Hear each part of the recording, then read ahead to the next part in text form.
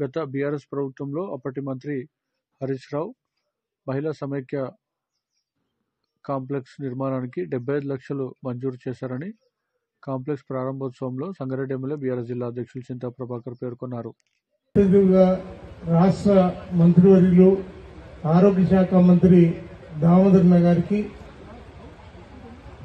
Media మిత్రులకి కూడా నమస్కారాలు. మహిళా సమైక్య వాళ్ళ కళ సాకారమైన రోజు. గత సంవత్సరం కూడా 75 లక్షల రూపాయలు మరి మంత్రి గారు అప్పుడున్న ప్రభుత్వంలో మంత్రి గారు హరీష్ రావు గారు మీ కోరిక మీద వారు ఇవ్వటం జరిగింది. అలాగే మీరు కూడా 29 లక్షల రూపాయలు మీ డబ్బులు కూడా దానికి జమ చేసి మరి ఇంకా ఏం అవసరాలు ఎట్టేటా ఉన్నాయో తెలియదు కానీ ఆ షాపింగ్ పూర్తి చేసుకోవడం జరిగింది. అదే కాకుండా రాష్ట్రంలో ఈరోజు మొదటి పెట్రోల్ పంపు కూడా మహిళలకి ఈరోజు సమైక్యకి ఇవ్వటం మరి సంతోషం.